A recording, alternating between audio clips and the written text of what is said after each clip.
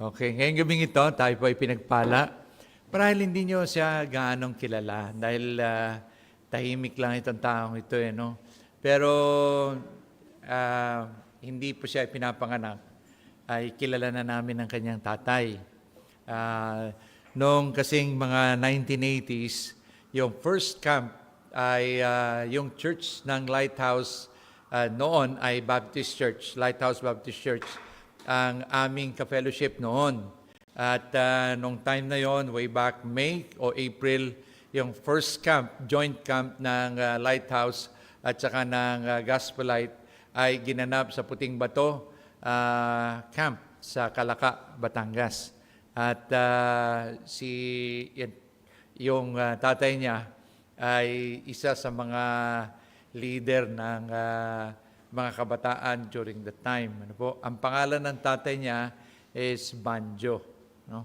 Kaya yung anak niya ngayon, mahusay naman maggitara, hindi magbanjo. Ano? Andun pala yun, na-connect ko na-connect ko. So, yung kanyang anak, si Daniel, nung una ko siyang ma-meet, sabi ko, ikaw ba anak ni Banjo? Tatay mo ba si Banjo? Sabi niya, oo. Kaya tuwan-tuwa ako nung makita ko siya dahil nakita ko yung bunga ng pagpapagal ng kanyang tatay na yung kanyang anak ay may kahandaang maglingkod sa Panginoon. Meron siyang isa pang kapatid na nag-aral din sa BJ during that time, pero ngayon isa ng guro, no, na nagtuturo sa isang private school na nagkakamali. So si Daniel, si Brother Daniel Ugay, ay nagagamit po ng Panginoon sa Salt and Light Ministry na sa isang eskwelahan naman na ang mga na pinangunahan nila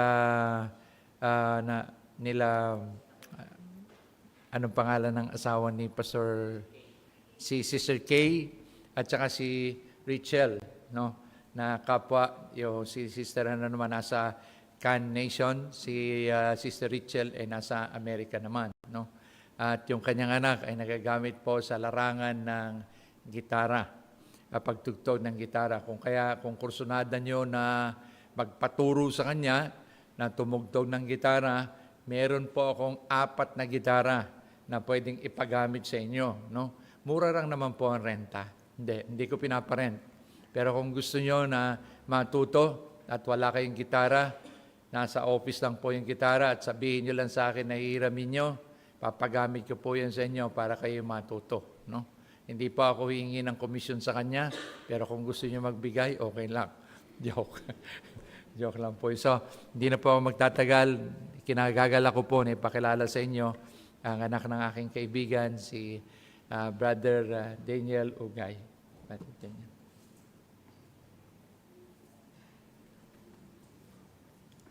Good evening po. Good evening din. May correction lang po ako sa kwento ni Pastor. Ang sagot ko po sa kanya nang tinanong niya ako, ikaw ba anak ni Banjo? Ang sagot ko po, opo, hindi oo. Opo po yung sagot.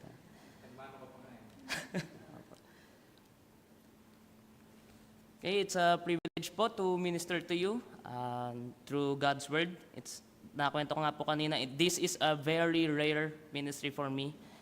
Hindi naman dahil sa hindi nagpe-preach or hindi nagtuturo po ng Bible, pero as a music major po sa BJMBC, usually kapag ini-invite kami, magturo ka music, mag-song lead ka, mag-ano ka, pero nakinamayan ako ni Pastor last week dyan, sabi niya, Brad, preach ka. Gulat ako, sabi ko, ano ba si Pastor? Ano ba nakain ni Pastor? Or hindi pa ba kumakain si Pastor? But bigla niya na ano to. Anyway, again, sa mga di po nakakilala, ako po si Dan Ugay. Dati na po akong nagpupunta dito. Feels like my second church. So, parang hindi ako nahihiya, pero kinakabahan pa rin, syempre. Of course, it's by God's grace to do this, And parang na rin ako member dito. Nakwento ko dati, parang bumisita lang ako, bigla akong pinagbuhat ng tubig. So, member talaga ako dito. So, ayun, ay, ulitin daw. Okay po, and for tonight, it's a privilege to be ministering to you through God's Word. So, first time hindi ako magsasong lead, hindi ako mag-special number, but through God's Word, mag-minister po sa inyo. Please open your Bibles to Revelation chapter 2. Nang nalaman ito ni Pastor Abel, sabi niya, ayos yung first preaching mo, tinapos mo agad. End times agad. No, pero yung Revelation po, of course, it's the revelation of Jesus Christ. So marami pong mga tao ang iniisip to. It's all about end times, Battle of Armageddon, rapture. But if you really see the big picture, you will see that it's all about the final victory of our Lord and Savior, Jesus Christ. Ano? So hindi dapat tayo matakot na, uy, mag-end times na. Kung ligtas ka, di ka kasali. Okay po? But if you're an unbeliever, you're not sure about your salvation, tonight, okay, it's your time to put your trust in our Lord and Savior. Okay po? Hindi po yun yung preaching tonight. Pero, again, that's just the background of this book. Ano? It's all about end times. Of course, maraming events, but the ultimate focus of this book is about kingship, about the reign of our Lord and Savior. And then, dito sa chapter 2, alam na, siguro familiar sa inyo to, no? Yung church ng Ephesus, one of the 7 churches, dito siya, ito yung isa sa mga churches na sinulatan ni John, of course, with the authorship, no, ng authority ni Jesus Christ. And even though hindi tayo Church of Ephesus, there's a timeless principle that we can get from this passage. And this is still applicable for us as a reminder or a warning to those who are in church ministry. So when Pastor Gilbert invited me to preach here, sabi ko, anong passage kaya yung pipiliin? Kasi there are Bible school students, yung iba dito, many years or decades nang into the ministry, hindi pa ako pinapanganak, nagsiserve na. So, what will I preach? But I believe, and it's also my conviction, that God's word is really timeless. It's for all. And hindi ito para sa mga nasa ministry lang, even yung mga bago sa ministry, or even yung mga tao that are really serving but are not saved. Kung di nyo po alam, may mga siguro taga-church na to, even in our church, if I'm not mistaken, pastor na siya, nag-BGMBC siya, dun siya na-saved. Okay. It's because of a preaching like this. So, there's no excuse for us to really humble our hearts to receive God's word, no? So, here in Revelation 2, we'll be reading the first 7 verses. Revelation chapter 2. Unto the angel of the church of Ephesus write, These things saith he that holdeth the 7 stars in his right hand, who walketh in the midst of the 7 golden candlesticks. I know thy works, and thy labor, and thy patience. And thou canst bear them which are evil, and thou hast tried them which say they are apostles, and are not, and hast found them liars, and hast borne, and hast patience, and for my name's sake hast labored, and hast not fainted. Nevertheless, I have somewhat against thee, because thou hast left thy first love. Remember therefore from whence thou art fallen, and repent, and do the first works, or else I will come unto thee quickly, and will remove thy candlestick out of his place, except thou repent. But this thou hast hatest the deeds of the Nicolaitans, which I also hate. He that hath an ear, let him hear what the Spirit saith unto the churches. To him that overcometh will I give to eat of the tree of life, which is in the midst of the paradise of God. Let's pray. Lord, we thank you for this word that we've just read. Lord, we're about to dig deeper into it. Lord, help us to humble our hearts to receive the truths that you're about to reveal to us. Guide me, Lord, as I lead them. We praise you, Lord, that you are using broken and sinful people to serve you, like Moses, David, Joseph, and many other characters in the Bible, Lord. They're not perfect, but they were able to do your will. Help us, Lord, to respond with worship, with repentance maybe, or even with praise and change life. This is our prayer in Jesus' name. Amen. Okay, so the title ng preaching na ito, may PowerPoint po ako sinerba. Remember your love for Jesus. As I have said po, no, itong Revelation, maraming bagay about end times. Hindi pa natin nakikita. Prophesied by Daniel muna, and then pinakita ni Jesus Christ kay John. But again, it's all about Jesus Christ. So ang focus natin ngayon is about Jesus Christ and our response now and our relationship with Him.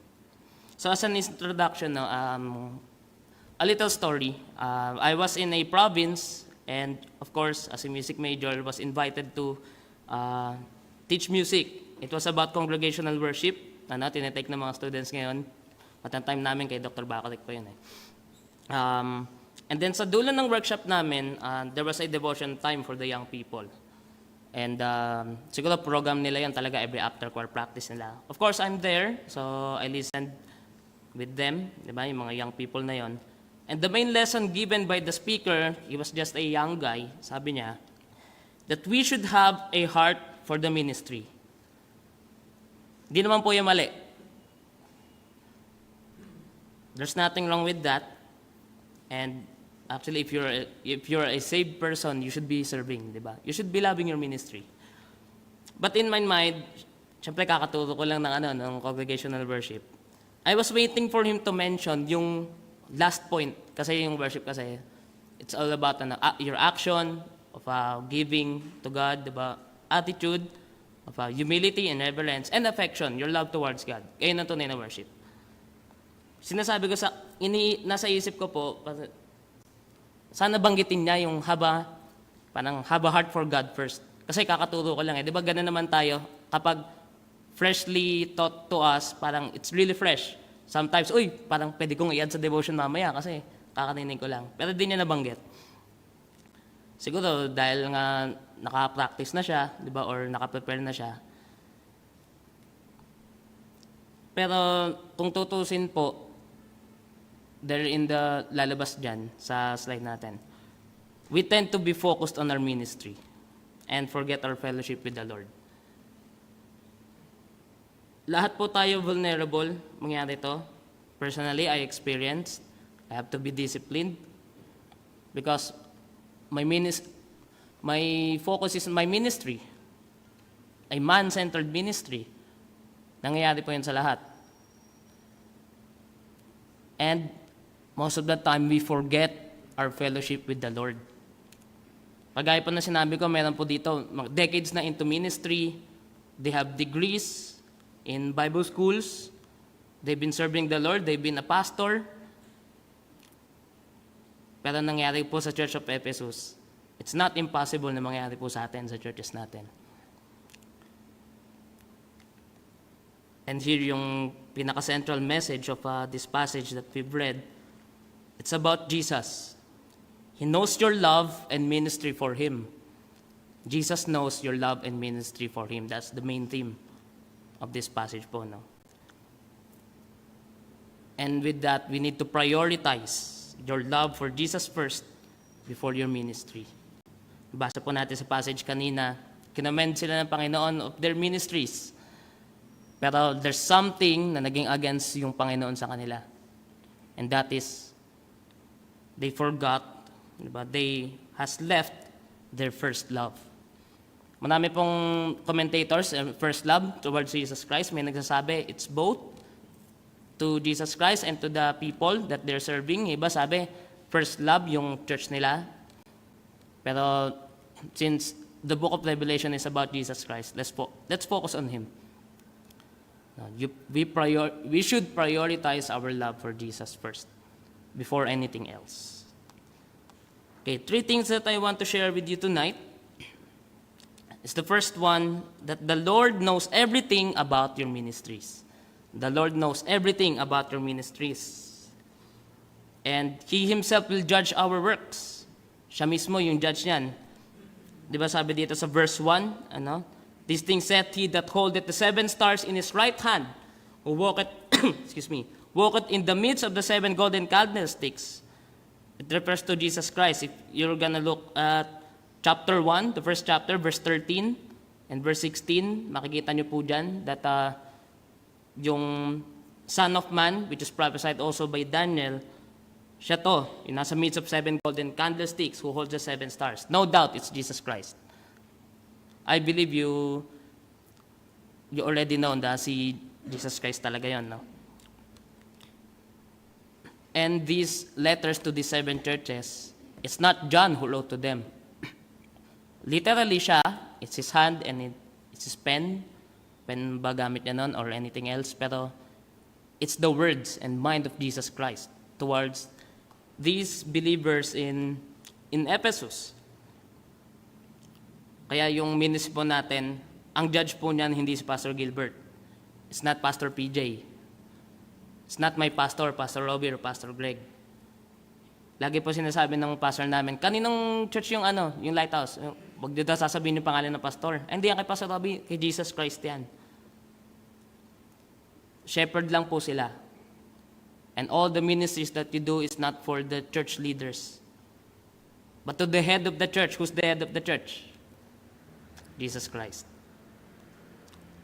And kung check natin yung 2 Corinthians 5:10, no? It's all about the judgment seat. And i-judge sa Panginoon all your deeds, whether it be good or bad. It's not the church leaders who will judge your work, who will check on you. It's the Savior. Tandaan po natin yan. And then letter B, He knows your specific ministries and efforts and patience. In verse 2, no, sabi, I know thy works and thy labor and patience. Works, all your things that you're doing, labor. So bakit labor ang ministry? Ang ministry po hindi madali. There's no easy ministry because you're dealing with people. You're not dealing with music sheet, with the piano. You're not dealing with the devices that you have when you study the Bible. First, you have a deal with God. And then after that, you have to minister to people. Kaya mahirap ang ministry. It's a labor. And thy patience. Diba? Mahirap maging patient, mahirap maging calm, no? Especially if you're discouraged, persecuted, or even when you have conflicts with other believers and you're in the ministry. Madali po tayo magalit.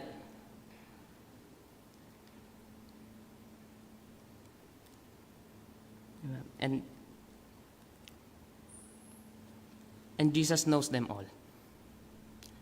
If you're really serving Him, it is Jesus Christ who sees you.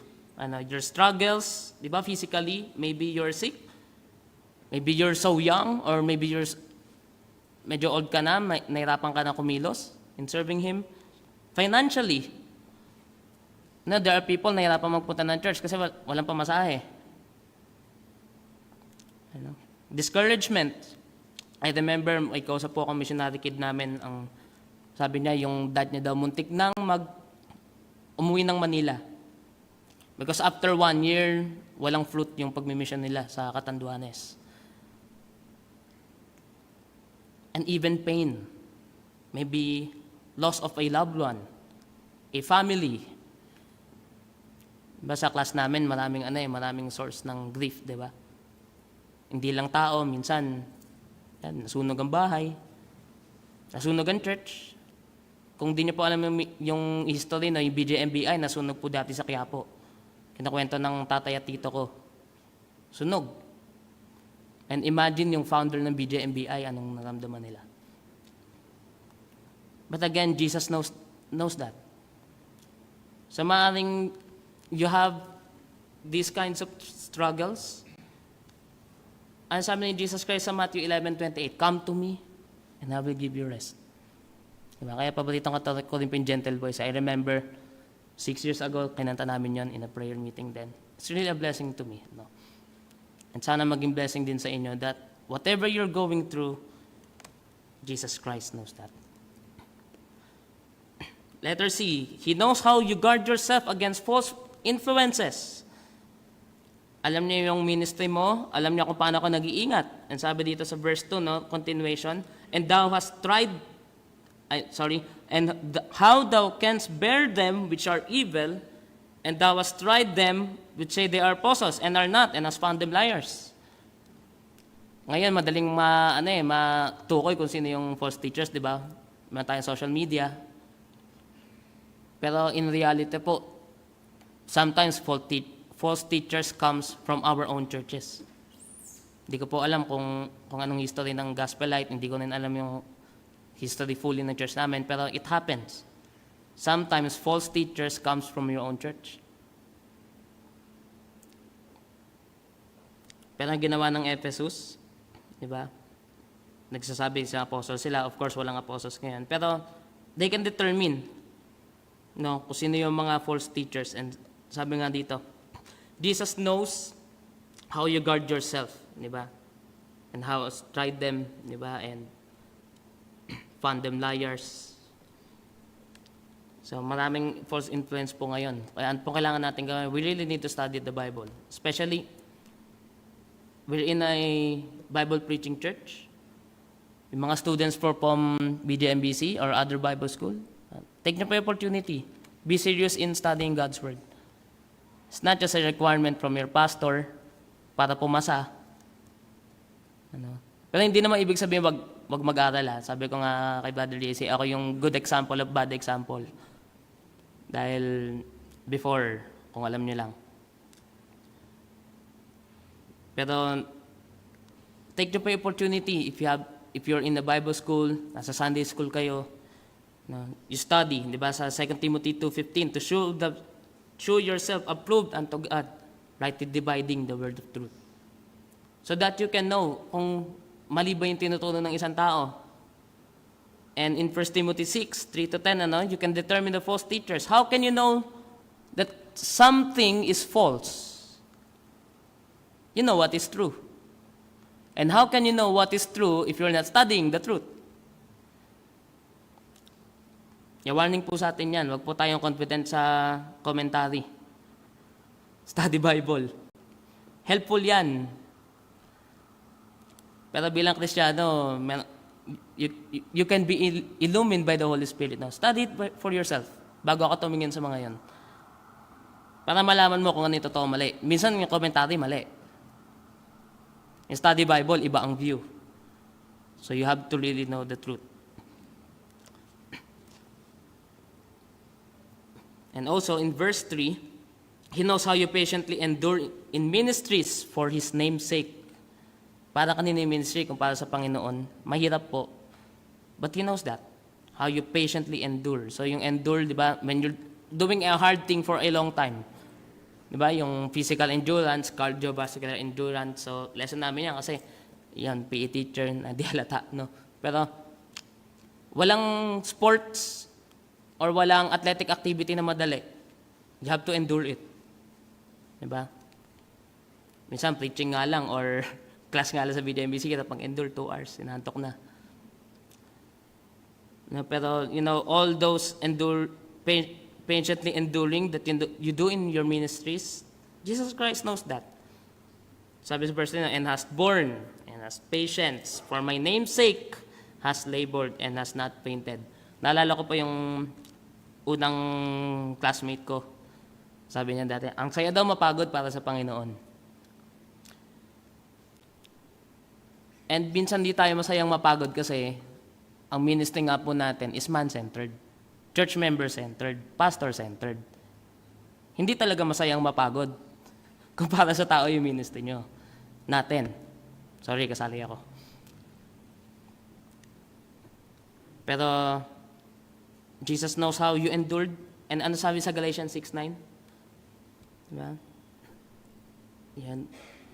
Do not grow weary, diba, in doing good. For in due season, we shall reap, if we faint not. Of course, hindi natin mararanasan lahat, no, while we are here. Dahil nga, wala pa yung second coming. Yung eternal life, saka pa natin yung makukuha. Kasi if we are looking for fruits na visible, mahirap talaga po makakita, no, ng reason to faint not. But if your faith is strong, ano nga bang faith, di ba? Evidence of things not seen. But if you have faith that God sees you, what you're doing, kasi hindi po lahat, no, nakikita ng tao, ng church member nyo, hindi po lahat nakikita ni Pastor Gilbert kung anong ginagawa niya sa ministry. Yung pastors natin, hindi nila alam paano tayo naghihirap. But again, hindi po para sa kanila yung ministry natin. It's for the Lord. Hindi po yan kaya katulad ng mga trabaho, di ba? They work hard and they work fast.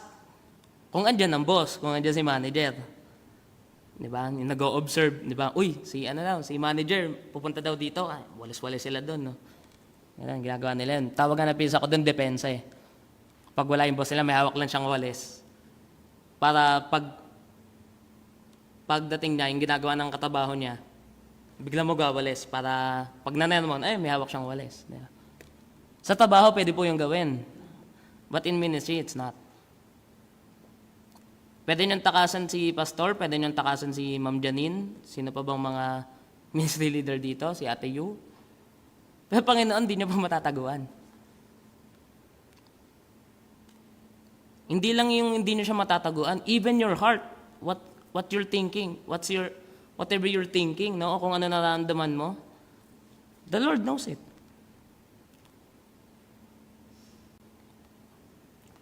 So as an application, keep in mind that whatever you do in ministry, it is Jesus who watches over you.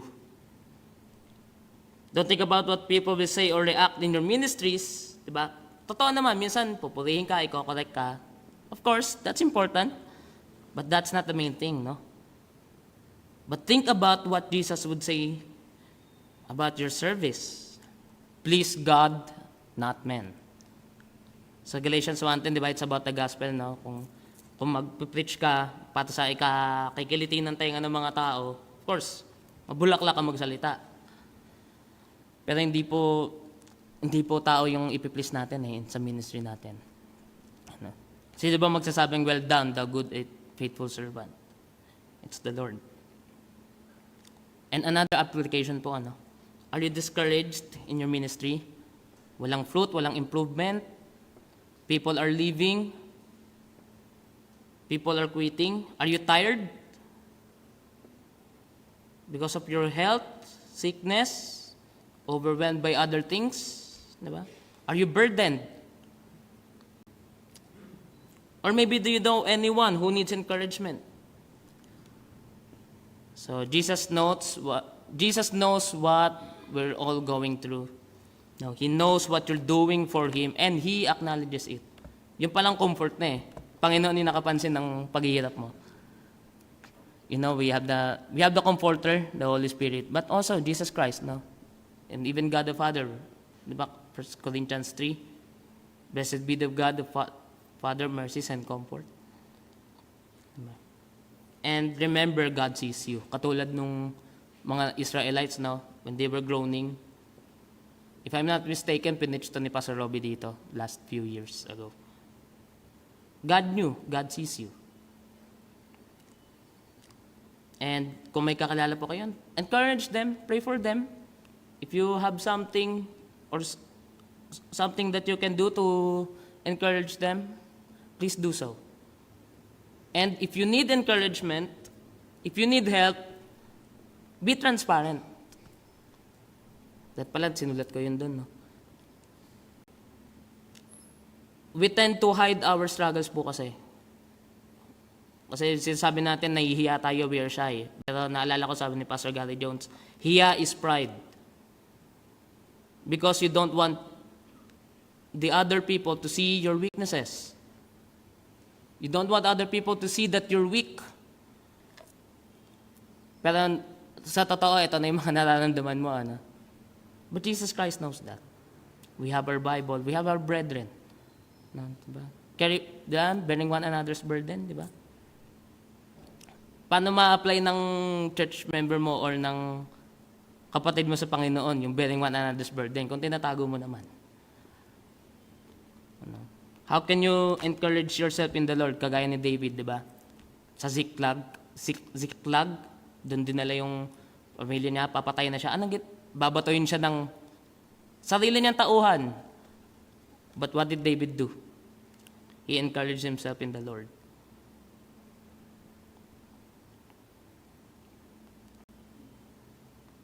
And remember again, God sees you. And of course, in our ministry, of course, God or Jesus knows everything about what you do. But also, main point number 2, the Lord knows how you prioritize your love for Him. Ito na, yung main message. Kumbaga, sa training po namin, no, when you talk about when you talk to the parents, kung alam mo kang i-deal, meron po tayong tinatawag na sandwich psychology. Parang pupurihin mo muna, and ito na yung mga problema, rebuke, or i-deal mo. Tapos lalagyan mo din ng konting encouragement and praise din sa dulo. Parang ganito po yung, yung Revelation 2, 1-7. Ito yung palaman. Sa burger, ito yung beef. Pero anong klaseng beef itong malaman natin? Verse 4, nevertheless, I have somewhat against thee, because thou hast left thy first love. Jesus knows when you lose your love for Him. You can hide it to your church members, to your church leaders.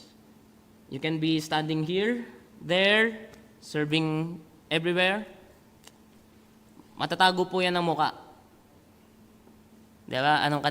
Sabi ng kanta, diba? Man sees the outside, but God sees the heart. So Jesus knows. No. So that's why Jesus wants us to make Him our top priority, our first love. No, hindi po tao, hindi gawain. No?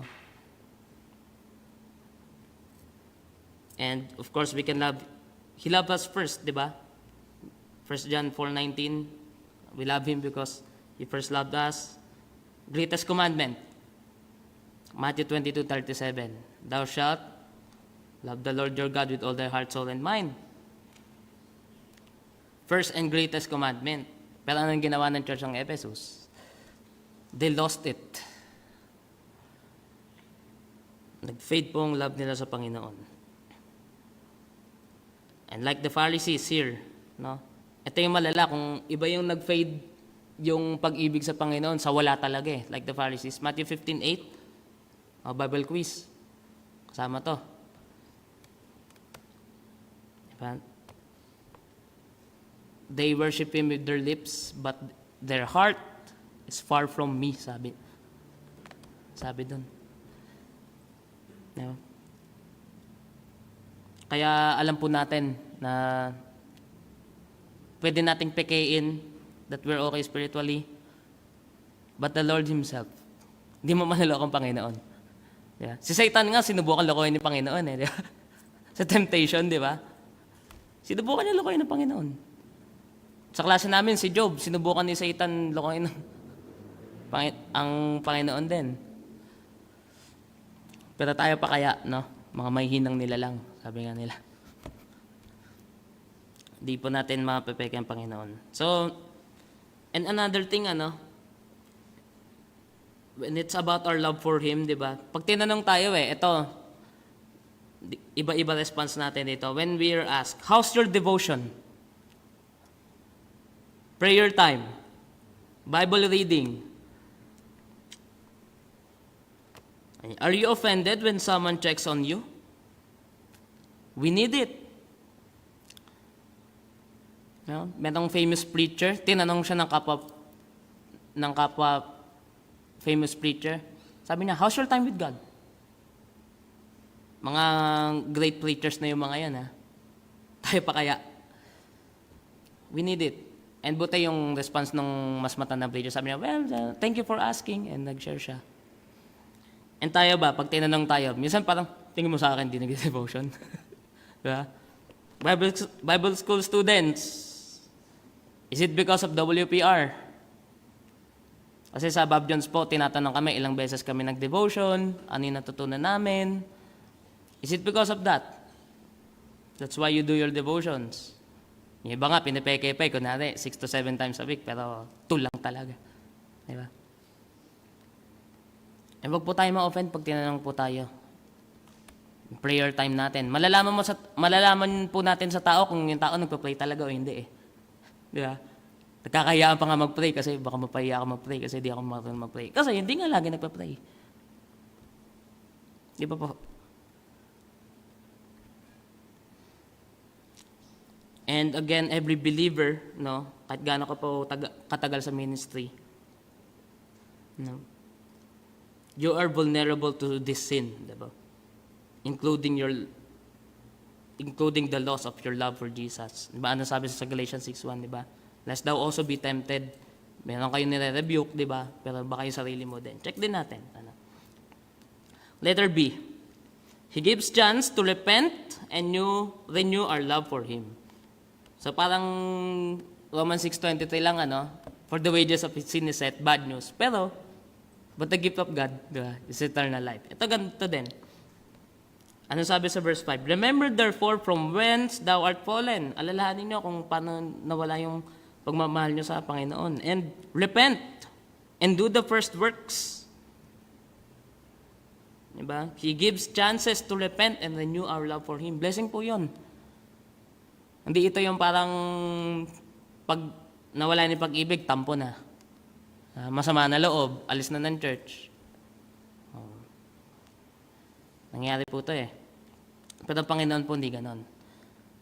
Diba? Jesus wants us to repent whenever we lose our love for Him.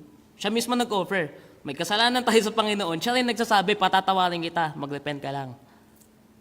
Hindi po ba yung blessing? Blessing po yun. God's grace po yun. And di lang po yun. He gives us chance to make Him our first love again. First love again. Ibig sabihin, siguro nung time na nasave ka, parang ang saya-saya mo, ministry, ganyan, yan. Then, marami nangyari. You lost your love for the Lord and na-rebuke ka. If ikaw to, kapatid, kung ikaw po ito, God offers forgiveness. 1 John 1:9. Ang 1 John po written to the believers. Ano? He's faithful and just to forgive us. Wag lang gagamiting lisensya pang kasalanan, ha? Pero, Jesus Himself, He offers forgiveness. And He offers restoration, kagaya, di ba, yung kina Prophet Haggai, Zechariah, and all the other prophets. Anong plead nila lagi sa Israelites? They turn to the Lord. Because that's what God wants. If you are His child, of course. Pero kung hindi ka anak ng Panginoon, walang restoration. So really, you should know, di ba? Kung di ka saved. Pero kung ligtas ka, kung ikaw to, and you lost your love for the Lord, hindi po ito yung parang tao na kapag may kasalanan ka, parang paano ko i-approach to? Kailangan pa ng magandang timing, regalo mo pa, kakausapin mo pa, may mediator pa, Matthew 18, may witness pa. No, hindi po ganun. Diretso sa Panginoon, Lord, sorry. Yan. Panginoon po mismo nag-offer ng forgiveness. So, if it's you, if your love for the Lord na is fading, repent. Bakit? Or else, eto na, 5B, another little sandwich in the sandwich. Or else, I will come unto thee quickly and remove thy candlestick up to his place, except thou repent. And Jesus wants us to be serious in our relationship with Him. Ano, He can remove our ministries if our hearts are not right with Him. Hindi para magpahiya ng kung sino man, no? Pero maaning iba dito na discipline, di ba? Because your heart is not right with the Lord, you have to take a break in the ministry. Pero syempre, dapat babalik ka, no? Hindi ibig sabihin, your heart is not right, forever nang ganon. No. The goal of discipline is to restore you. Not to shame you, not to judge you, or to cast you out. Minsan nagdi-discipline din yan. Baka the way you rebuke someone, may disciple ka, may kapwa nasa ministry ka, you have to discipline, pero ang purpose mo to shoo that person away, no? Hindi po ganon. But the goal of discipline is to restore. Ganun din ang Panginoon sa atin, no? Kaya nagbigay ng warning po ang Panginoon. He can remove our ministries and are not right with Him. Maybe you're talented, magaling ka mag-preach, magaling ka sa music, everything that you do. Pero, Jesus can remove the candlesticks. Naalala ko po kwento ni Pastor Robin na nagpunta sila ng Israel ata kasi. Punta sila ng Ephesus. Itong lugar na po na ito mismo. Italy ata yan ba? Italy ang Ephesus. I'm not mistaken. May na ako sa geography. Guess what? Ano pong religion ngayon sa Ephesus? Islam. Muslim. Meaning, baka hindi sila nagrepent. Jesus Christ removed the candlestick sa kanila. Wala na yung ministry nila doon. It can happen to our church. It can happen to your own ministry. Tanggalan ka ng ministry. Bakit? It's not because may kasalanan ka sa pastor, may kasalanan ka sa church. May kasalanan ka sa Panginoon. Kaya ka tinanggal.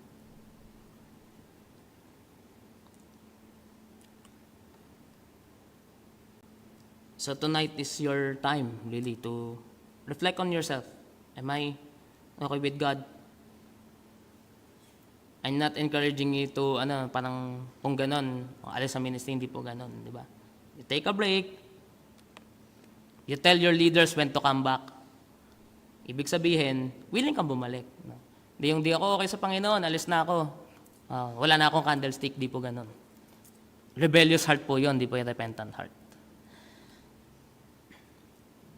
But again, in the last two verses, letter D, He still encourages us by reminding us of our good deeds.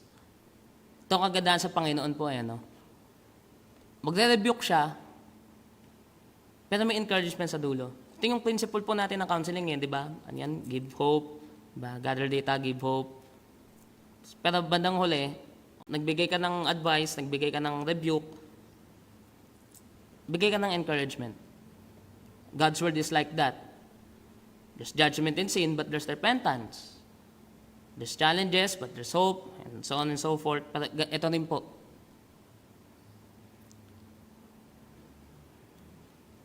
He still encourages us by reminding us of our good deeds. Nakikita pa rin, alam niyo po yung maganda, no? Sa tao po kasi, kapag meron nagawa yung mali, yung isang taong marami siyang 100 right things, pero one mistake. Diba? Iba na yung tingin. Ang Panginoon po, nagbigay pa din siya ng encouragement. Ano sabi sa verse 6? But this thou hast, that thou hatest the deeds of the Nicolaitans, which I also hate. Now, yung Nicolaitans po, mga false teachers yan. Nag-encourage sila ng eating ng meat offered to false gods, idolatry, immorality, And the Ephesian believers, we're careful about those. Okay? So sa kabila po ng rebuke ng Panginoon, nagbigay pa rin siya ng encouragement. No?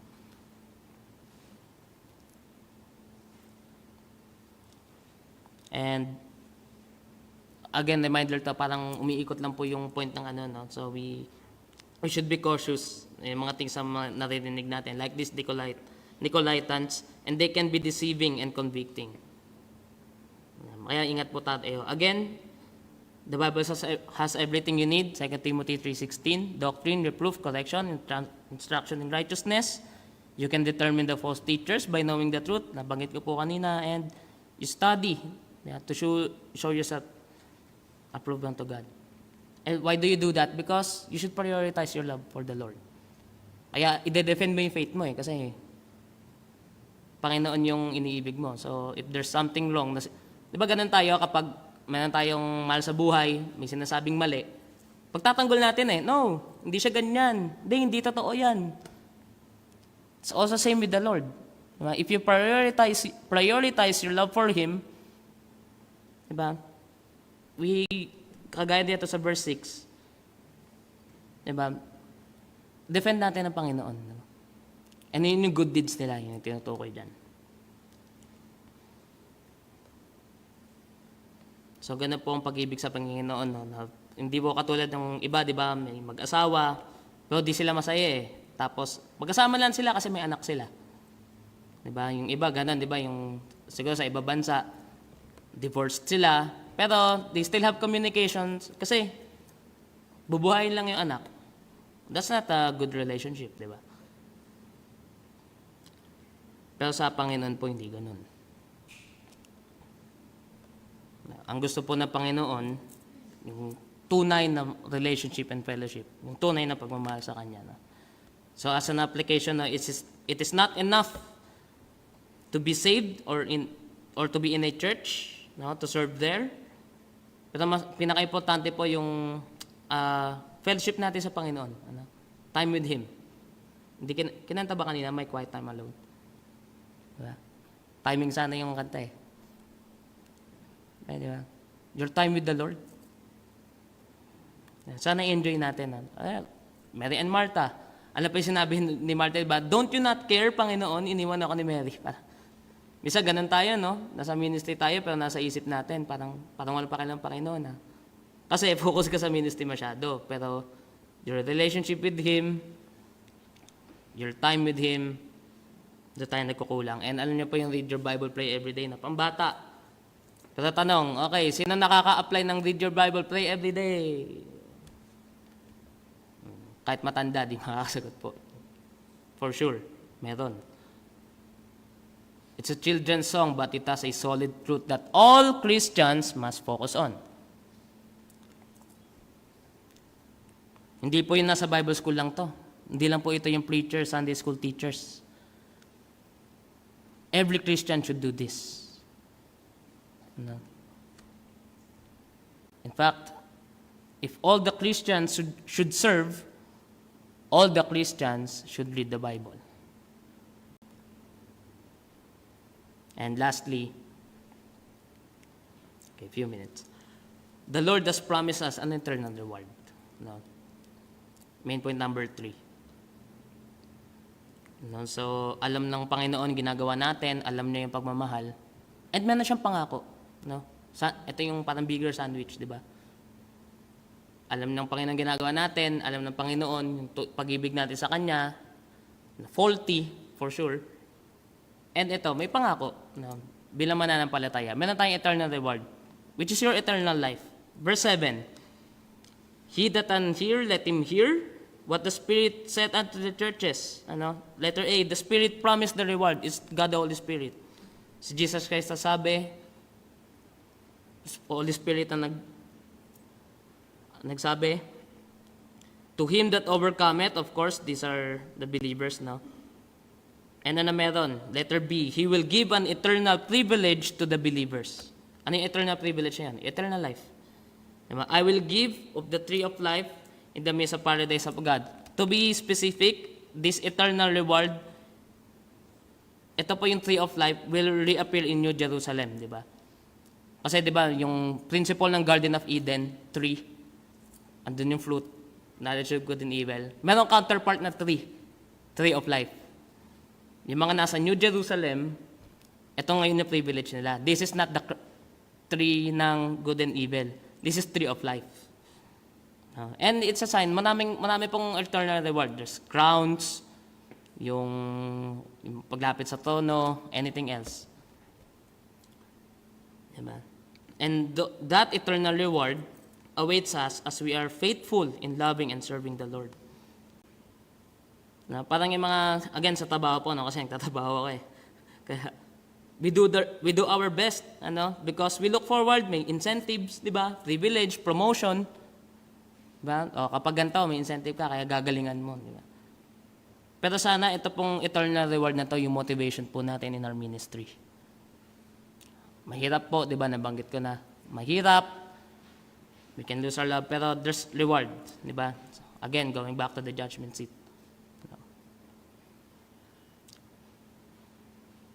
And last application po, remember to do the ministry not for the reward from man, but from the eternal reward from the Lord. And these should motivate you as you serve Him. Nahirapan po tayo sa ministry. Kasi ang inisip nating reward, yung nakikita po natin or instant, tatanggap natin agad. Kagaya nga po nung nakwento ko kanina, di ba? Na-discourage yung isang missionary kasi walang fruit yung pag-labor niya. Pero nung ito na yung inisip niya, hindi, for the Lord naman to, tuloy lang. The Lord blessed him. No? Lumaki yung church, independent church na sila, may mission church pa sila ngayon, 2. What if that time, hindi niya naging motivation ng eternal reward, hindi niya naging motivation ng Panginoon, and then, nag-quit siya. Sayang. And again, your ministry, Panginoon po nakakakita. And to conclude this message, we must renew our mind to make Jesus our priority above all else. Read the Bible and pray. He will give you grace to love Him more. Not a requirement, hindi para sa reward, pero to love Him more. Gagawin natin to dahil mahal natin Panginoon, hindi gagawin natin to dahil sinabi ng Panginoon. Magkaiba po yun. Iba yung sinabi, sumunod sa sinabi, pero with love, di ba? And loving Him first will lead us to love our ministry, not the other way around. Highlight po dyan, sabi po ito ng isang preacher, don't love just the ministry, but first, love the Lord of the ministry. Yung Panginoon ng paglilingkod natin, ng mahalin natin, hindi yung gawain mismo. And lastly, Jesus knows your love and ministry for Him. A reminder, yung theme po ng passage niya ito. So, what should we do? We prioritize our love for Jesus first before anything else. Love the Lord your God with all thy heart, soul, and mind. Let's pray. Lord, we thank you that you've written this book. You used the Apostle John only as your instrument to send this message to us. You used the Church of Ephesus, the original audience of this message, to learn from them. We thank you, Lord, that your word has a timeless principle that can be used as a reminder and a warning and encouragement for us. Lord, you know the hearts of these people who heard this message, even in online, even through the recordings. Lord, it's your way to talk to them.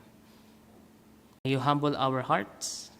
May you change our hearts. May you help us to respond with worship and praise. Dahil narinig po namin ang katotohanan from your word and your word alone. We thank you for tonight in Jesus' name. Amen.